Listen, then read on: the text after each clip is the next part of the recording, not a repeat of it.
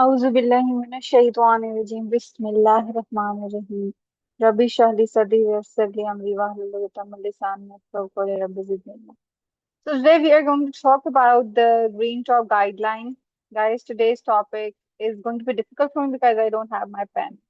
बहुत इससे बाद ये स्क्रीन रिकॉर्डिंग वाला प्रॉपर एक वीडियो लेक्चर रिकॉर्ड कर रही हूँ और उसके लिए मुझे अपना पेन और जो पेन पैड होता था वो चाहिए होता था. I can't find it. So मुझे थोड़ा सा कंट्रोल्स में डिफिकल्टी होगी, but just bear with me. And please answer my questions right away so that you can have an understanding. It's going to be an open discussion. It's not going to be just me talking, okay? So, previous birth after previous cesarean birth, okay? सबसे पहले तो आप मुझे ये बताएं कि रॉबसन्स का कौन सी कैटेगरी होती है. हम रॉबसन्स के साथ इसको डिस्कस करेंगे बिकॉज वो भी एक बहुत इंपॉर्टेंट टॉपिक है. ठीक है. अच्छा, मैं जरा एनोटेशन ऑन करती हूँ. क्या करूँ मैं? एक second. Think I should. So now, who is going to tell me that what is the recommended schedule of antenatal care? Recommended schedule with previous cesarean section. So, so what is the? So the answer is that you should use a checklist. Okay. So there's a checklist or clinical pathway. अब ये checklist जो है ये आपके उसमें भी होती है, ऑडिट में भी होती है, कहाँ कहाँ यूज होती है, किन किन सेटअप में. It's called VBAC versus ERCS which is elective repeat caesarean section. Okay. So it includes antenatal counselling, share decision making and documentation. ये तीन बातें आपको पता. अच्छा. सो हु आर सूटेड, ये नहीं कि हर किसी को आप वीबैक ऑफर करते रहे हो. कुछ को आप वीबैक की ऑप्शन ही नहीं दे सकते. ठीक है. ये नहीं हो सकता कि प्रीवियस वन प्रीवियस टू है और अल्लाह माफ करे प्रेविया है और आप उसे कह रहे हैं चूज बिटवीन ईआरसीएस एंड वीबैक. तो आपने ऐसी क्रिमिनल हरकतें नहीं करनी. आपको पता होना चाहिए कि who are best suited to have VBAC. Okay, you should know that. तो बेसिकली अब इसमें जो है कि women with a singleton pregnancy, ठीक है, ट्विंस नहीं, सिंगलटन, फैलिक एट 37 वीक्स और बियॉन्ड, ठीक है, जिनका पहले से जो है वो लोअर सिजेरियन स्कार रह चुका है. उसके बाद उनकी वीबैक रही है या नहीं रही वो डिपेंड करता है. ये बात क्यों मेंशन की हुई है कि देखें sometimes a woman is previous one followed by a VBAC and sometimes she is just previous one. ये उसकी सेकंड प्रेगनेंसी होती है, कुछ की तीसरी होती है, पहले स्कार होता है, फिर नॉर्मल डिलीवरी, फिर अब ये तीसरी प्रेगनेंसी होती है. तो ये बात क्यों सिग्निफिकेंट है आपके क्वेश्चंस के लिए? दैट कौन मुझे बताएगा? What is the single best predictor for VBAC, for a successful VBAC? Single, see, I'm having trouble writing. Best predictor, exactly. A previous VBAC, अगर एक VBAC हो चुकी है ऑलरेडी, तो फिर 85 to 90% चांस है कि इस दफा भी सक्सेसफुल होगी. ठीक है. ये चांसेस सक्सेस के बहुत बढ़ जाते हैं. सक्सेसफुल इंडक्शन का बेस्ट प्रिडिक्टर प्रिडिक्टर क्या था? सक्सेसफुल आईओएल का, इंडक्शन का, बिशप स्कोर. तो यहाँ पे सक्सेसफुल वी बैक का बेस्ट प्रिडिक्टर क्या है? Previous VBAC. अगर एक दफा उसकी वी बैक हो चुकी है तो बड़ा चांस है कि इस दफा भी वो सक्सेसफुल हो जाएगी. वरना अगर यूजुअल जो है एवरेज हमारे पास 72 to 75% चांस होता है. ठीक है. लेकिन अगर वी बैक हो चुकी हो पहले तो ये चांस बढ़ के 85 to 90% तक चला जाता है. That's a lot of difference guys. Okay. तो यस, ये मैंने बंद ही कर दिया गलती से. अच्छा,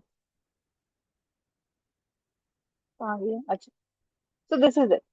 So in which women it is contraindicated? अच्छा, अब ये आपको पता चाहिए कि relative contraindication और contraindication, इस गाइडलाइन में सिर्फ contraindication की बात की गई है. तो जाहिरी सी बात है कि अगर कोई खातून है, ठीक है, और उनका इस तरह का है कि उनका जो प्रीवियस स्कार है. अच्छा, सबसे पहले कॉन्ट्राइंडिकेशन क्या होगी कि अगर वजाइनल डिलीवरी की कोई भी कॉन्ट्राइंडिकेशन, जैसे कि मेजर प्रेविया है, ठीक है, उस खातून को प्रेविया है, आप उसको कैसे जो है वो प्रेविया प्लेसेंटा नीचे पड़ा हुआ है। तो कोई भी वजाइनल डिलीवरी की कॉन्ट्राइंडिकेशन, ठीक है, point number 1, contraindication to vaginal delivery, वैसे ही एसवीडी की कॉन्ट्राइंडिकेशन, ठीक है।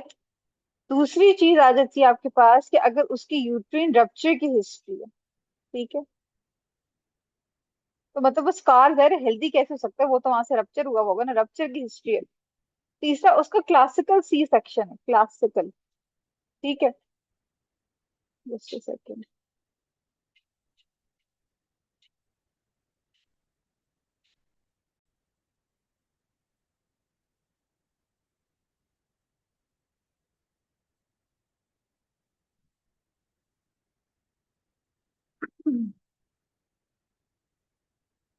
So, what were we talking about? I'm sorry, we were interrupted. I was saying that any contraindication to a normal vaginal delivery and any history of scar rupture or a classical cesarean section, even if there's history of hysterotomy, please remember, because hysterotomy is also going to be what is happening. There's a problem with the sink. Okay. Hysterotomy is also happening when the lower segment is not developed before at 28 weeks or before 30 weeks. So when later on the lower segment develops, in the next pregnancy it develops, the scar which was over here, it shifts upwards. The scar goes up because it was given on a non-developed uterine segment. So because of this, it is equivalent to a classical C-section. So that's why hysterotomy is also contraindication. Okay. Where's the so again previous uterine rupture, classical cesarean section, or in women who have absolute or any absolute contraindication to vaginal birth. Okay. So this line, absolute contraindication to vaginal birth, is very important because the same thing is also contraindication to breech delivery. So in any contraindication to any delivery, you should know that any contraindication to vaginal delivery will be a valid point. For example, major previa. Okay. Okay. So the third contraindication, the third point of consideration is uterine scars. Okay, that are complicated. So what does the green top say for complicated uterine scars? They say that decisions should be made on case by a senior obstetrician with access to the details of previous surgery. They are not saying, please pay attention, they're not saying that it is contraindicated. Are they saying that it is contraindicated? They're not saying that it is contraindicated. They are saying that caution. Okay, caution should be exercised and case by case decisions. So please, this is a very important SBA question. They're going to ask you that if a complicated uterine scar history is there, is it contraindicated? No, it's the decision is on individual basis. Okay.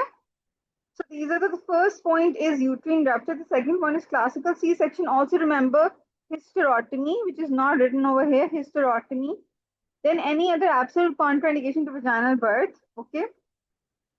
And then we have, prior cesarean sections.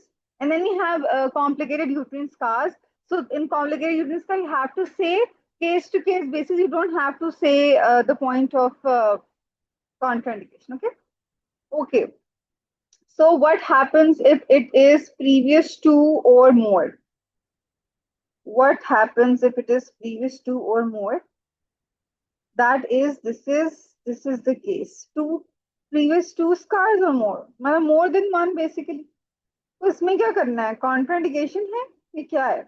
तो ये बहुत important line है, contraindication नहीं, आपको statement पता होनी चाहिए। Statement क्या है? सीनियर ऑब्स्टेट्रिशियन का डिसीजन होगा, वही काउंसल करेगा।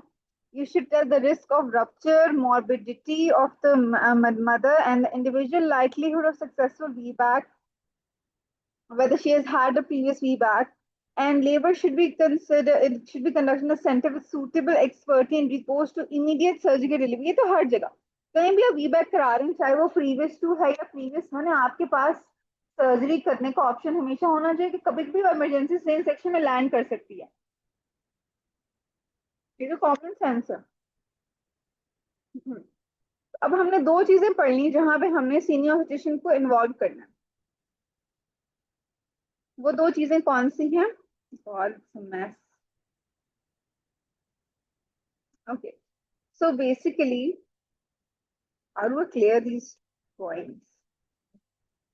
So basically, the two things are, if there's a complicated previous scar, ठीक है, कॉम्प्लिकेशन हुई थी कोई, कॉम्प्लिकेटेड स्कार, ये पहला पॉइंट है।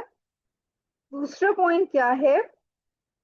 कॉम्प्लिकेटेड स्कार के अलावा अगर वो प्रीवियस टू स्कार है या उससे ज्यादा है, तो इन दोनों में सीनियर ऑब्स्टेट्रिशियन को आप बुलाएं, सीनियर ऑब्स्टेट्रिशियन को बुलाएं आप, और उससे कहें भाई आप ही करो ये हैंडल के क्या करना है। तो it's senior obstetrician decision, senior physician's counseling. It's not absolutely contraindicated in these two cases, but in the first two cases, that is uterine rupture, three cases, classical cesarean section, absolute contraindication to vaginal birth, it is contraindicated. But in these three cases, but in the fourth case, obstetrician involvement, that will decide. In the fifth case, also obstetrician involvement. Okay, great. Next point is, so what causes increased risk of uterine rupture? ये बहुत important बात है कि uterine rupture हमारा main मसला है कि कौन सी चीजें हैं वो यूट्रिन रप्चर के रिस्क को बढ़ाएंगी। तो ये अब आप बताएं।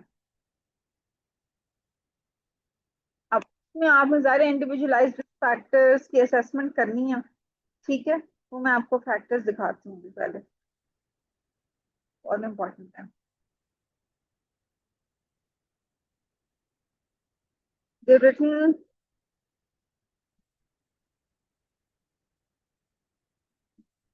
where are, yeah, this. So they include short inter-pregnancy interval, that is less than 12 months, very important. Post date, age more than 40 years, obese, poor Bishop score, obese, macrosomia, that is fat baby, decreased myometrial thickness of the lower segment. अच्छा, इसको ना ये देखें guideline में लिखा हुआ है, इसको याद करें कि अब हम थिकनेस नहीं चेक कराते usually clinically. I'm not talking about UK because I'm talking about another country basically. Clinically हम नहीं चेक कराते, बट गाइडलाइन कहती है कि अगर ये थिकनेस डिक्रीज है तो सिग्निफिकेंट। तो आपने इस पॉइंट को याद रखना कि ऑब्सोल्यूट नहीं है पॉइंट। ये पुराने लिटरेचर की बात है कि आप लोअर सेगमेंट थिकनेस चेक कराएं, अगर ये कम है तो ये चीज सिग्निफिकेंट है, ठीक है।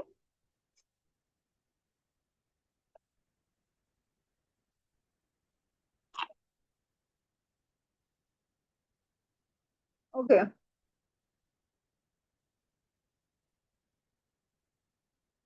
Next, measurement of lower uterine segment thickness antenatally could be used to predict the occurrence of uterine defect in women who are undergoing VBAC. Okay, आप स्टार थिकनेस देख सकते हैं। मिनिमम थिकनेस जो हमारे पास जब हम ओपन करते हैं ना amniotic कैविटी के ऊपर जो थिकनेस होती है मिनिमम, वो चीज वो हम एंटीनेटली स्कैन में देखते हैं। कट ऑफ जो है वो 2.1 से 4 तक का है। अगर ये 2.1 से 4 तक का है तो इसका मतलब है कि यूट्रिन डिफेक्ट होगा। लेकिन अगर 0.6 से 2 तक का है, अच्छा सॉरी, अगर 2.1 से 4 तक का है तो इसका मतलब है कि negative predictive value uterine defect नहीं होगा, क्योंकि ज्यादा थिकनेस है ये। लेकिन अगर कम है, अगर लेट्स से 0.6 से 2 तक है, तो वो बुरी चीज है, तो फिर डिफेक्ट हो सकता है। लेकिन ये ideal lower uterine segment thickness की वैल्यू हमें अभी तक नहीं मिली है, इसके लिए हमें और स्टडीज चाहिए। लेकिन ये हमें ये बताता है कि ये एक अच्छा तरीका है यूज करने का। तो ये हमारे पास थे प्रिडिक्टर्स, या प्रिडिक्टर्स आपको पता होना चाहिए। That is short interval of less than 12 months, और इसके अलावा भी हैव, अगर वेट ज्यादा है, उम्र ज्यादा है, बेबी बहुत बड़ा है, मैक्रोसोमिक, जरा पोस्ट स्टेट में मैक्रोसोमिक हो जाएगा। ओके। बिशप स्कोर बुरा है, लोअर यूट्रिन सेगमेंट की जो थिकनेस है वो कम हो गई है। ठीक है। और ये वैल्यूज आप याद कर लें कि पहली वैल्यू जो नेगेटिव प्रिडिक्टिव वैल्यू की, दैट इज 2.124, और बुरी वैल्यू है 0.6 से 2। तो ये वैल्यूज आपको पता होना चाहिए honestly. Okay.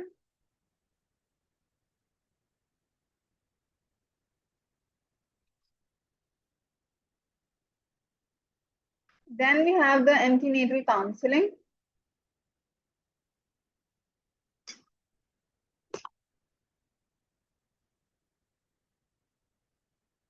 You have to document them, you have to document its decision. अच्छा, ये एक गाइडलाइन है जिसमें बार बार डॉक्यूमेंटेशन की बात की गई है पहले से ही डिसीजन को। यहाँ पे ना देखिए, अगर एक औरत ने वी बैक से बार बार मना किया अपनी एंटीनेटल विजिट में, तो लेबर में आएगी, जाहिर है आप उसका सेक्शन करेंगे।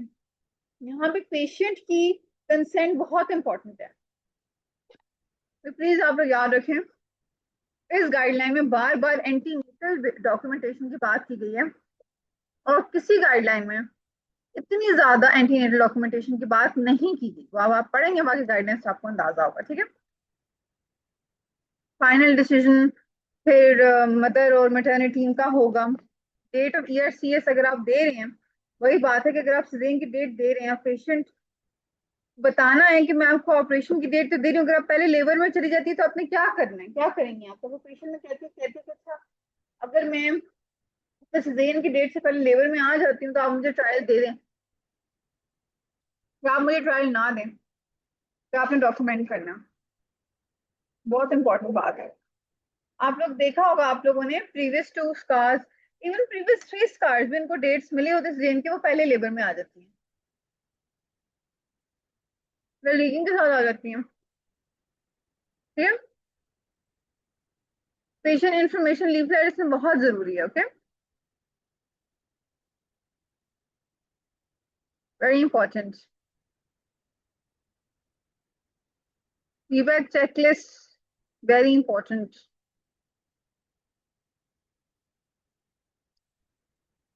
Okay.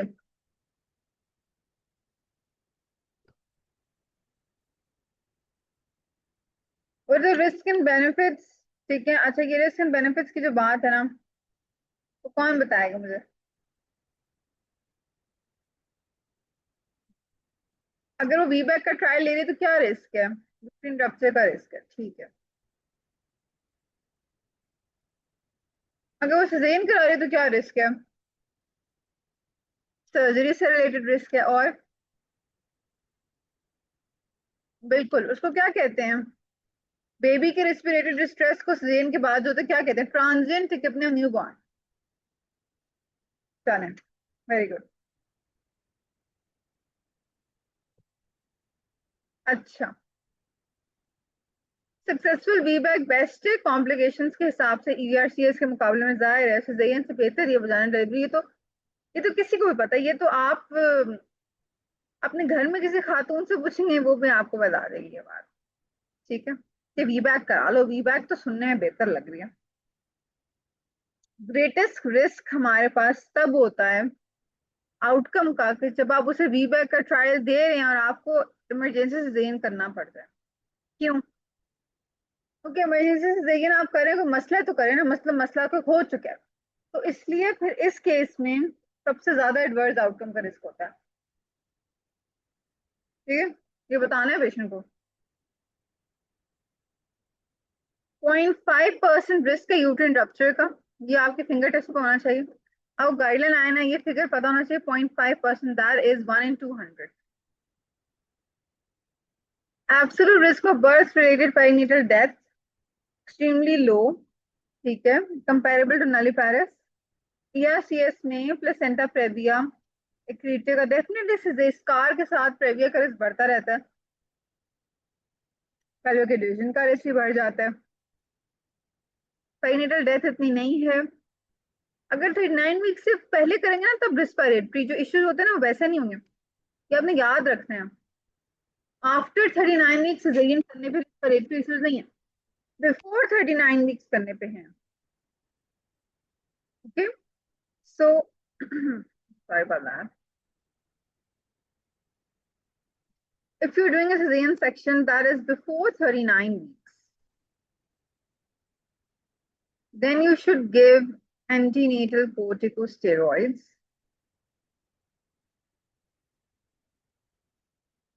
because this is going to cause, what is it going to cause? This is going to cause respiratory distress. Okay,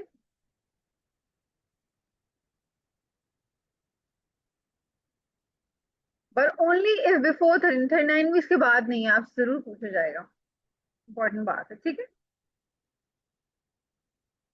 अच्छा वी वैक्स हमें पता है, यूट्रिन रप्चर का रिस्क मैंने अभी बताया कितना है, 1 in 200, दैट इज 0.5%। ओके, ये टेबल पूरी गाइडलाइन में सबसे जो इंपॉर्टेंट चीज है, it is this table guys. Okay, please try to understand it.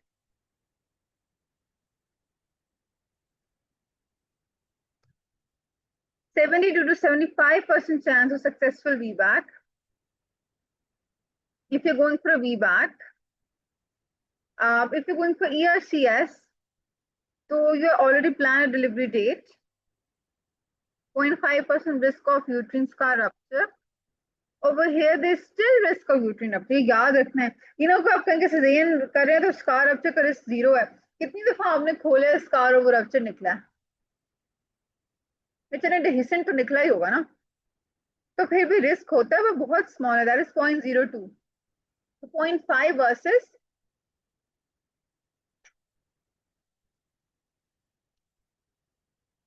0.02। okay, this is 0.02 and this is 0.5। all right, do we get it? So definitely अगर scar मिल जाए तो the recovery would be longer, but वही चीजें कि ज्यादा वजाना delivery से पहले organ collapse का रिस्क, इनकॉन्टिनेंस का रिस्क वो कम हो जाएगा। स्टेरिलाइजेशन डिटेल आप कर सकते हैं, 2 वीक्स पहले आपने कंसेंट लेना है प्लीज, बहुत इंपॉर्टेंट बात है। फ्यूचर प्रेगनेंसी से आपके सिजेरियन डिलीवरी करनी ज्यादा पड़ जाएगी अभी स्कार दिया तो। एनल स्फिंक्टर इंजरी का रिस्क 5% है और उसका स्ट्रॉन्गेस्ट प्रिडिक्टिव बर्थ रेट है वीबैक में बात करें। इंस्ट्रूमेंटल डिलीवरी का रेट 39% है, ये आप वैल्यूज याद हो जाएंगे, so it's very important. Sphincter injuries are 5% associated with birth weight and instrumental delivery is 39%. Okay, then we have the risk of maternal death is less as compared to ERCS. Risk of transient respiratory morbidity 2 to 3, whereas over there 4 to 5. Okay.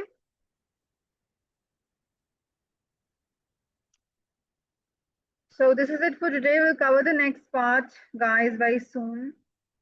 Thank you.